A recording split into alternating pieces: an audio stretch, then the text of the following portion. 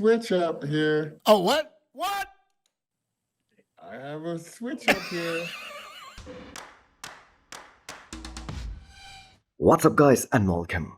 You are watching Fazi Fitness. So guys, channel membership is now live. Link is in the description and the first comment. Do check it out. That would really help support the channel. So let's start this video with the mutant neck walker. So this was taken at 3 weeks out from this year's Pittsburgh Pro, his comeback show. So his quads are looking full pumped here. So that kind of explains the lack of separation here. But that overall texture of his skin here, that is trademark neck walker right there. Extreme vascularity and that insane freakiness. So from the way neck walker was looking at 8 weeks out of this year's Pittsburgh Pro to the way the man is looking right now in these latest set of progress pictures, the man has changed drastically. And that is something that was totally new for someone like Nick, because he was always one of those guys who looked very lean even at 8 weeks out mark, and he was normally stage ready at about 5 weeks out mark if we look at his previous preps. Now it is amazing to look at neck walker squats from the side and from the back, because from that angle they look one of the best in the business. But the man just lacks that quad sweep from the front, and he himself even said this so many times, that if he had that same quad sweep as someone like Hosstile for instance, he already would have won the Olympia.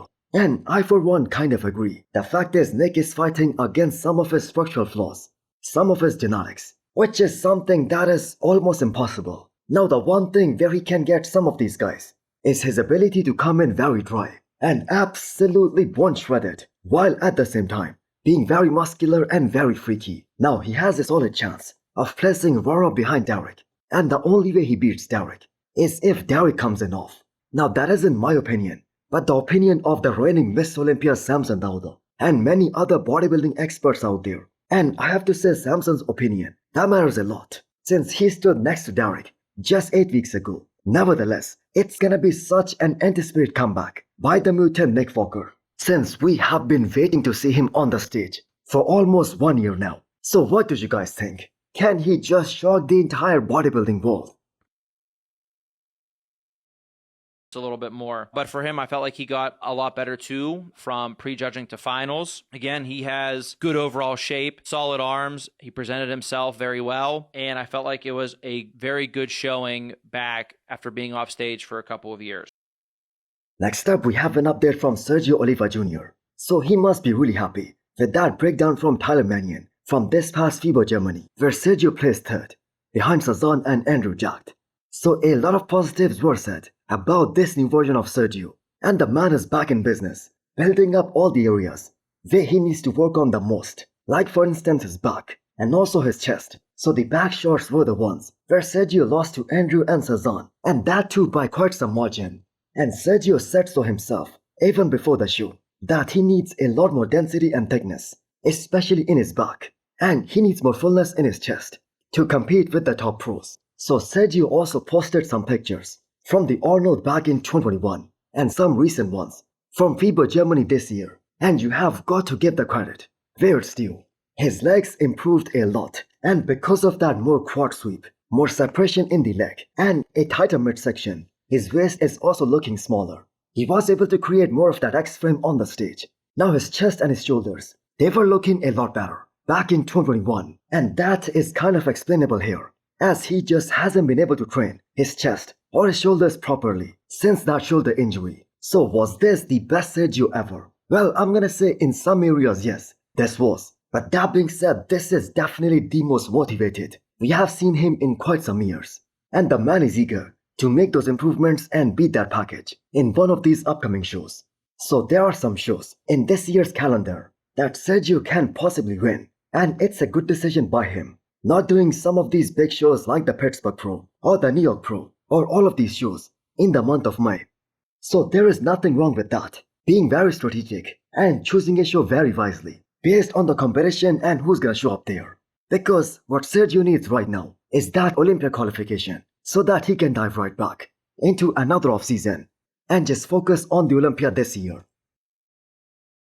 Guys, we have a limited time offer. If you buy any flavor of Bloodshot, you are gonna get a free Dying Breed t-shirt. The discount code is on the screen right now, and use the code FAZI10 to get 10% extra discount. I think Derek is going to be definitely much improved, but still, I don't know if it's going to be enough to beat the current champion.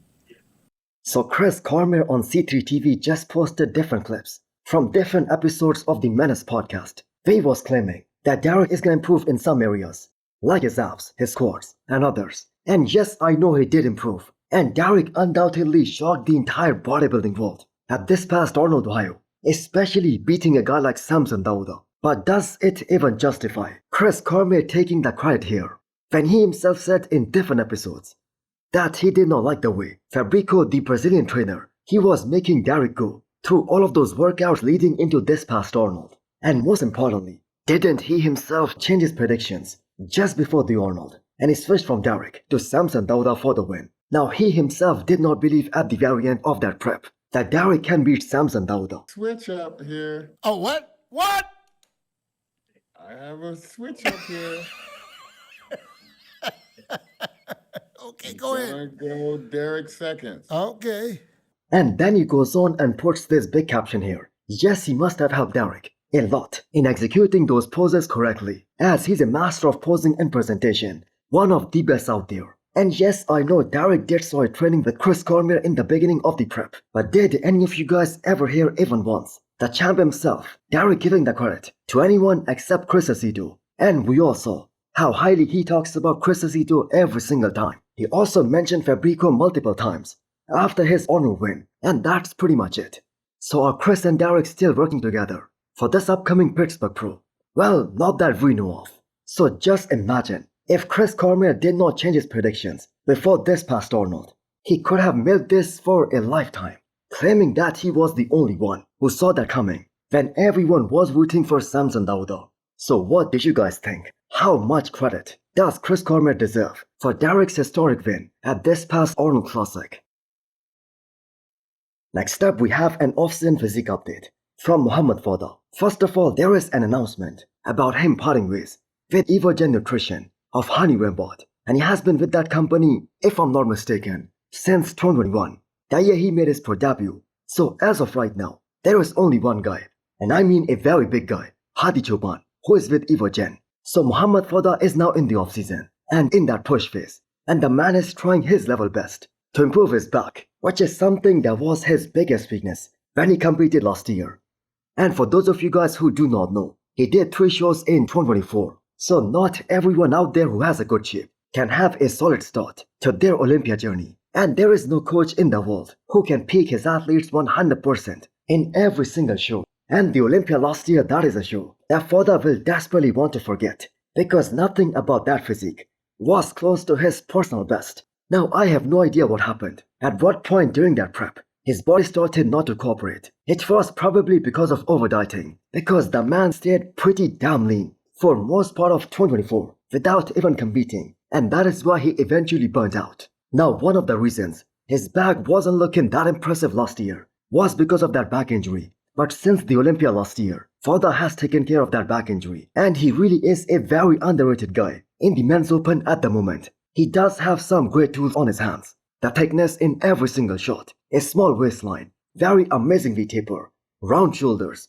full bubbly chest. So except the back, he is very complete, and the man is gonna keep rebuilding for another 3 months before he thinks about starting another prep. So the good thing is that the man is fairly young, so that he can make those much needed improvements and be a formidable force at the Olympia level. And I believe he can place as high as top 10, maybe as soon as this year. But do let me know what you guys think. And also hit the thumbs up button if you liked the video. And smash the subscribe button if you wanna come back for more. Thanks for watching.